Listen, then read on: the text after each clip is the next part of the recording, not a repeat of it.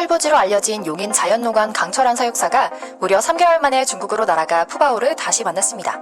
그런데 이게 좀 이상합니다. 다시 만났다고 보기도 어렵고 만난 게 아니라고 하기도 어려운 건데요. 이 예상이 맞았던 것 같습니다. 호주 방송국에서 강 사육사가 중국에게 특별한 경고를 받고 행동을 조심한 것은 물론이고 발언 한마디 한마디까지 통제받았을 것이라는 분석을 내보낸 건데요. 판단을 떠나 중국을 잘 이해하고 있는 외교 전문가들도 입을 모아 사실일 것이다 라고 말하고 있습니다. 실제로 이번 공식 공개 이전 푸바오는 한국어 소리를 듣고 강 사육사가 어디 있는지 아니면 자연농원을 찾은 한국인들이 익숙한 건지 계속 두리번거리는 불안한 모습을 보이기도 했는데요. 우리가 보이지 않는 곳에서 계속해서 중국화를 하고 있는 것인지 이번에 다시 대중에 공개된 푸바오는 지금까지 우리가 알던 푸바오와는 사뭇 달랐습니다. 밝고 귀여운 성격을 드러내지 않고 소극적이며 표정을 잃은 모습으로 변하고 있었거든요. 하지만 본능은 사라지지 않았습니다.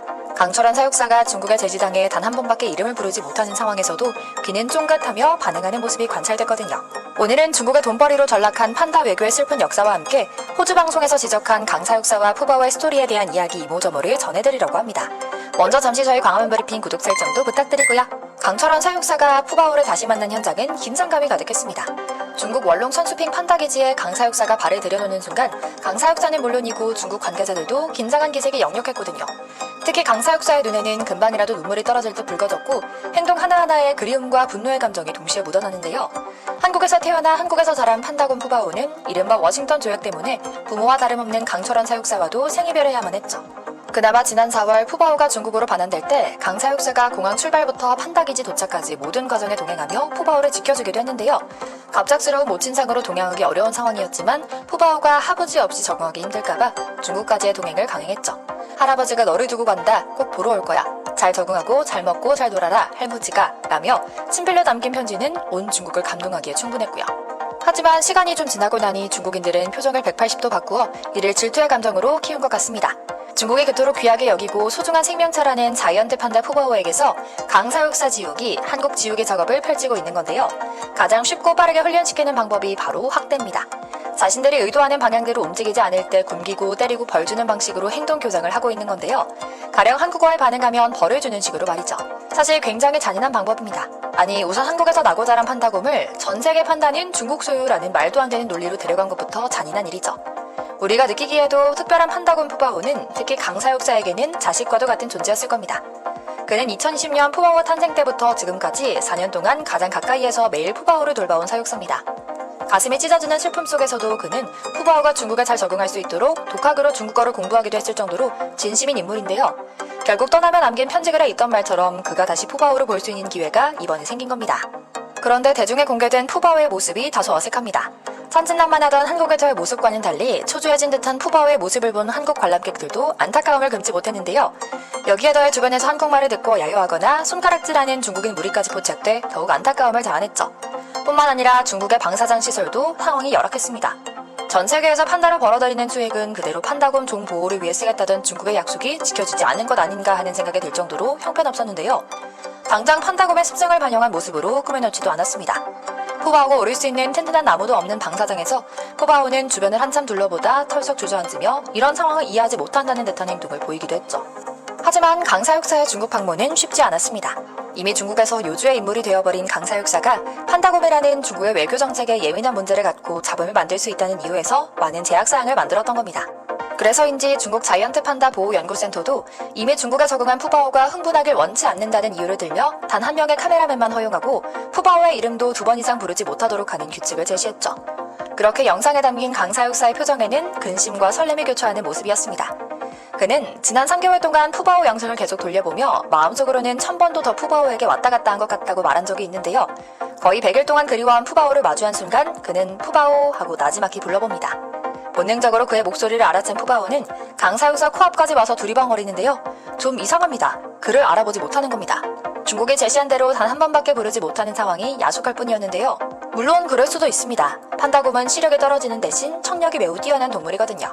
특히 푸바오는 그 중에서도 유난히 예민한 청력을 지니고 있는 것으로 알려져 있죠. 때문에 강 사육사의 목소리를 저 멀리서 듣고도 불이나게 다가와 두리번거렸던 것이고요. 아마도 한 번만 더 불렀다면 그를 알아보며 온몸으로 슬픔을 표현했을 것이죠. 이걸 다 알고 있는 중국이 모든 수를 써둔 것이라 볼 수 있고요. 그런데 아무래도 중국은 푸바오의 후각마저 마비시키려 작업을 쳐둔 것 같기도 합니다. 판다는 스스로의 오줌을 뿌리거나 항문을 나무에 긁어 자기의 영역을 표시하고 있는데요.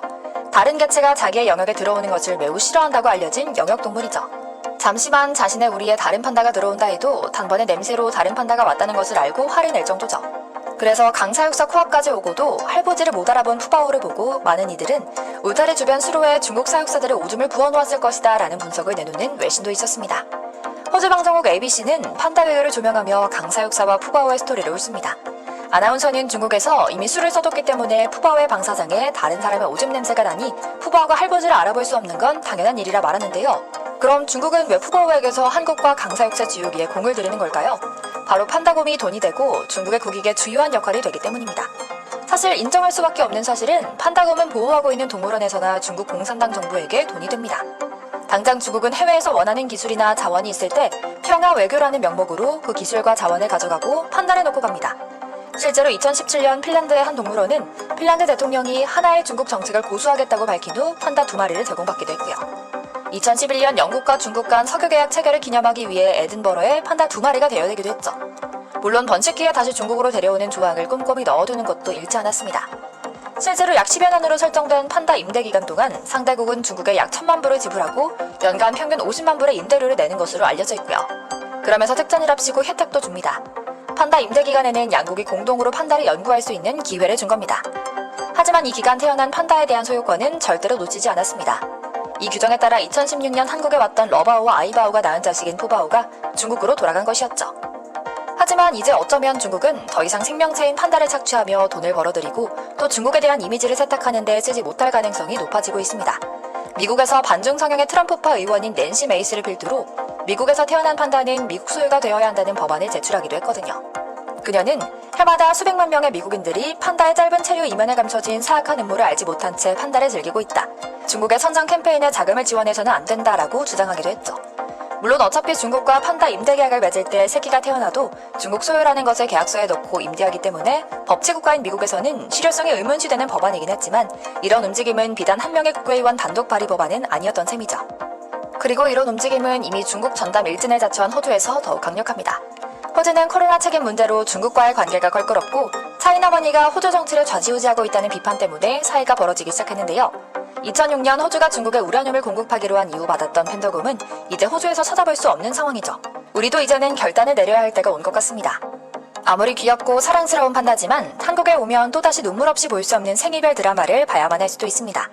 그리고 그만큼 판다의 이면에는 친중국적인 정책이 펼쳐지고 있다는 사이렌으로 받아들여야 할 수도 있는 것이고요.